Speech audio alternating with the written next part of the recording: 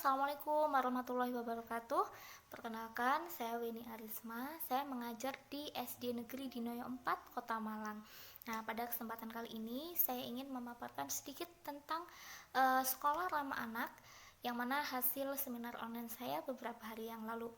Oke, jadi kali ini kita mau bahas tentang apa sih SRA itu, kemudian apa dasar hukumnya atau hukum yang menaungi daripada SRA tersebut, kemudian juga apa tujuannya, lalu bagaimana cara mengimplementasikannya, dan lain-lain. Oke, kita mulai dari apa sih sekolah ramah anak tersebut. Nah, sekolah ramah anak ini adalah suatu lembaga formal, non-formal atau informal yang mampu memberikan hak-hak anak dan juga perlindungannya baik secara psikis maupun fisiknya. Nah, kemudian apa dasar hukum atau hukum yang menaungi daripada SRA ini? Yang pertama yaitu adalah keputusan presiden atau Kepres nomor 36 tahun 1990 tentang ratifikasi KHA atau Konvensi Hak Anak. Kemudian yang kedua ada juga di Undang-Undang tentang Perlindungan Anak dan perubahannya, yaitu pada Undang-Undang pasal 23 tahun 2002, juga Undang-Undang di pasal 35 tahun 2014 serta Undang-Undang pasal 17 tahun 2016. Kemudian ada juga di Undang-Undang nomor 20 tahun 2003 tentang Sisdiknas. Ada beberapa landasan lagi atau undang-undang lagi yang membahas tentang sekolah ramah anak ini. Kemudian apa sih tujuan daripada sekolah ramah anak ini? Nah, setelah kita mengaplikasikan sekolah ramah anak tersebut, tentu kita mengharapkan kondisi yang biasa disebut dengan barisan, yaitu bersih, aman, ramah, indah, inklusif, sehat, asri, dan nyaman. Nah, sekarang apa nih atau bagaimana nih cara mengaplikasikannya? Yang pertama tentu kita harus mau dulu. Semua stakeholder yang ada di lingkungan sekolah harus mau dulu untuk menyelenggarakan atau siap menyelenggarakan sekolah ramah anak tersebut. Jadi kita harus satu visi dulu nih. Yang kedua yaitu adalah komitmen. Kita harus siap komitmen untuk selalu memberikan teladan yang baik, kemudian juga mau melindungi serta memberikan hak-hak anak secara menyeluruh. Kemudian yang ketiga, maju. Maju ini yang dimaksud adalah membudayakan. Jadi dari keteladanan dan juga hak-hak anak yang sudah kita berikan itu kita jadikan sebagai budaya yang ada di sekolah kita. Nah, kemudian ada juga 4 komponen sekolah ramah anak dalam implementasinya. Yang pertama yaitu kita harus merubah dulu paradigma guru menjadi sahabat untuk peserta didik. Kemudian yang kedua yaitu orang dewasa yang berada di lingkungan sekolah harus bisa memberikan teladan yang baik untuk peserta didik. Yang ketiga yaitu seluruh stakeholder yang ada di sekolah harus terlibat aktif atau terlibat penuh dalam melindungi anak atau memenuhi hak-hak anak.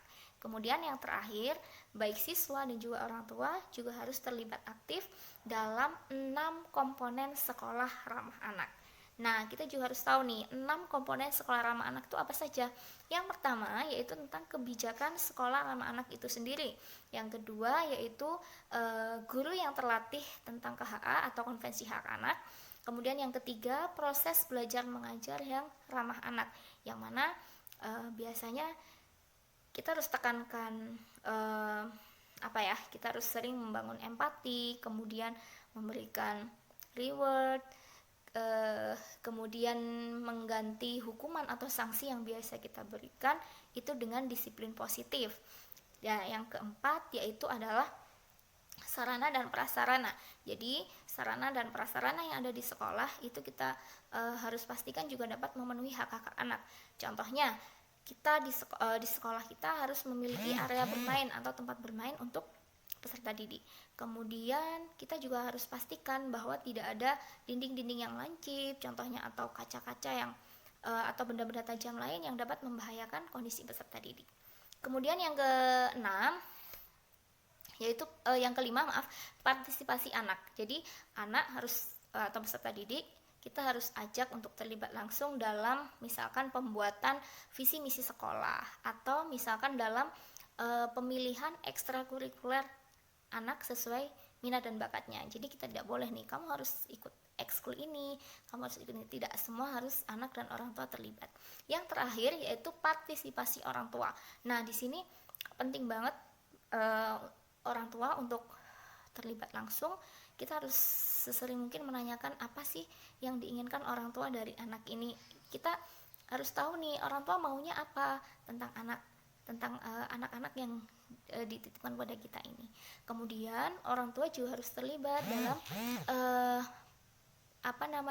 penulisan buku penghubung. Misalkan orang tua harus sering mengecek atau sekedar memberikan tanda tangan.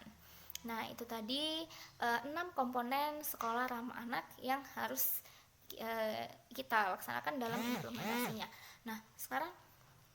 Nah jadi dari sedikit pemaparan di atas tadi dapat kita simpulkan nih bahwasanya prinsip utama penerapan sekolah ramah anak ini adalah memanusiakan manusia.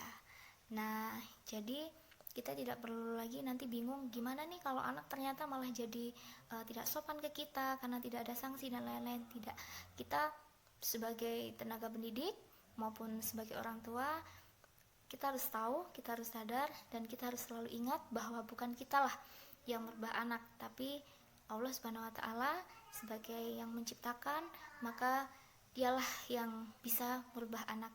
Tugas kita hanyalah memberikan teladan yang baik dan selalu mendoakannya. Dan banyak juga nih pertanyaan, gimana nih kalau misalkan kita tuh harus lebih ekstra sabar, harus tahan seperti ini, takut begini. Tidak, kita harus ingat bahwa tangan-tangan mereka lah yang akan bisa menarik tangan kita, tangan Bapak Ibu semuanya untuk ke surga. Sekian dari saya, terima kasih. Wassalamualaikum warahmatullahi wabarakatuh.